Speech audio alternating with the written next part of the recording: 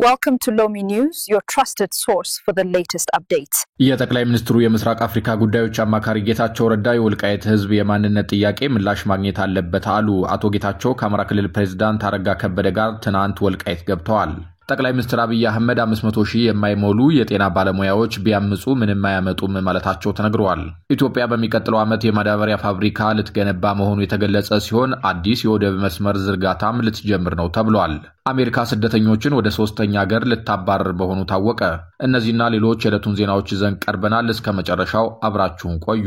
ወደ ቀዳሚው ዜና እናልፋለን። የአማራ ክልል ፕሬዝዳንት አረጋ ከበደና የጠቅላይ ሚኒስትሩ የምስራቅ አፍሪካ ጉዳዮች አማካሪ ሚኒስትር ጌታቸው ረዳ ትናንት በወልቃይት ጠገዴ ሰቲት ሁመራ ዞን ተገኝተው ከነዋሪዎች ጋር በሁመራ ከተማ ተወያይተዋል። በውይይቱ ሐሳብ የሰጡት አቶ ጌታቸው የወልቃይት ጠገዴ ህዝብ የማንነት ጥያቄ በህጋዊና በፍትሃዊ መንገድ መመለስ አለበት ብለዋል። አቶ ጌታቸው አክለው ጥያቄው የግለሰብ ጥያቄ ባለመሆኑ የህዝብ ድምጽ መሰማት ይገባል ማለታቸው ተገልጿል። የጠቅላይ ሚኒስትሩ የምስራቅ አፍሪካ ጉዳዮች አማካሪ ሚኒስትሩ አክለው የወልቃይት ጠገዴ ህዝብ የማንነት ጥያቄ ተገቢ መሆኑን እናምናለን ብለዋል። የህዋት መሪዎችና የትግራይ ህዝብ ፍጹም የተለያዩ አካላት ናቸው ያሉት ጌታቸው የማንነት ጥያቄ መኖሩን እናምናለን፣ ጥያቄው ግን በህጋዊና በፍትሃዊ መንገድ መመለስ አለበት በማለት ሐሳብ መስጠታቸው ተነግሯል። በውይይቱ የአማራ ክልል ብልጽግና ፓርቲ ቅርንጫፍ ጽህፈት ቤት ኃላፊ ይርጋ ሲሳይ፣ የዞኑ ምክትል አስተዳዳሪ ደመቀ ዘውዱ፣ ሌሎች የሥራ ኃላፊዎች፣ የሃይማኖት አባቶች፣ የሀገር ሽማግሌዎችና የወሰንና ማንነት አስመላሽ ኮሚቴ አባላትም ተገኝተዋል። አቶ አረጋ ከበደ የወልቃይት ጠገዴ ህዝብ ለበርካታ ዘመናት ግፍና በደሎች ደርሰውበታል፣ ይህን በደልም የሰው ልጅ ሁሉ ይረዳዋል ማለታቸውን የክልሉ ቴሌቪዥን ዘግቧል።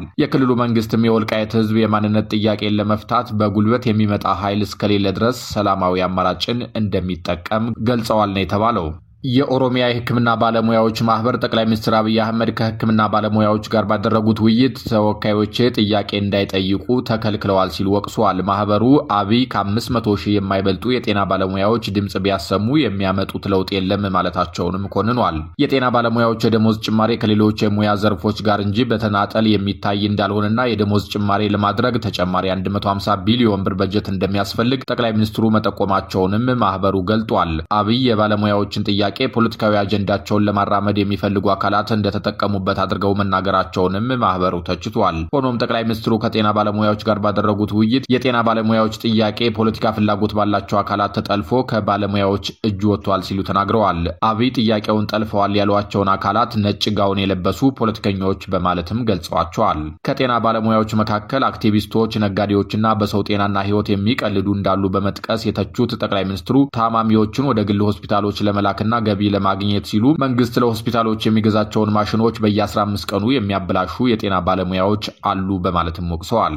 ከሶማሌላንድ በርበራ ወደብ ወደ ኢትዮጵያ የባቡር መስመር ለመገንባት መታቀዱ ተሰምቷል። የተባበሩት አረብ ኤሚሬት መስመሩን ለመገንባት የ3 ቢሊዮን ዶላር ውል ማሰሯም ተነግሯል። ፕሮጀክቱን ለመጀመር ያዋጭነት ጥናት እየተካሄደ ነው የተባለ ሲሆን በሚቀጥለው ዓመት ሊጀመር እንደሚችልም ተመላክቷል። የባቡር መስመር ግንባታው የኢትዮጵያን በጅቡቲ ወደብ ጥገኝነት በእጅጉ ይቀንሳል የሚል ግምትም ተሰጥቶታል። ኢትዮጵያና ሶማሌላንድ ባለፈው ዓመት ታህሳስ ወር መጨረሻ የባህር በር መግቢያ ስምምነት ተፈራርመው እንደነበር ይታወሳል።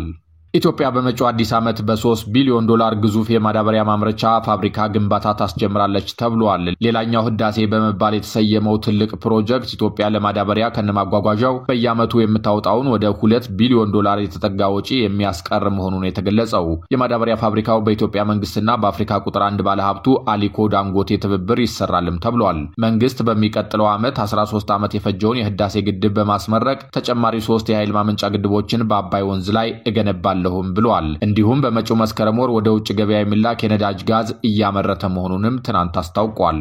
የማዳበሪያ ፋብሪካው በ3 ዓመት ውስጥ ተጠናቆ ኢትዮጵያ ለማዳበሪያ የምታወጣውን እጅግ በርካታ ወጪና አሰልቺ የመርከብ ጉዞና መጉላላቶችን ያስቀራል ተብሏል። የአሜሪካ ጠቅላይ ፍርድ ቤት ዶናልድ ትራምፕ ስደተኞችን ወደ ሶስተኛ ሀገር እንዲያባረሩ ፈቀደ። የአሜሪካ ጠቅላይ ፍርድ ቤት የፕሬዝዳንት ትራምፕ አስተዳደር ስደተኞችን ከሀገራቸው ባለፈ ወደ ሶስተኛ ሀገር ማባረር እንዲችል ፈቃድ ሰጥቷል።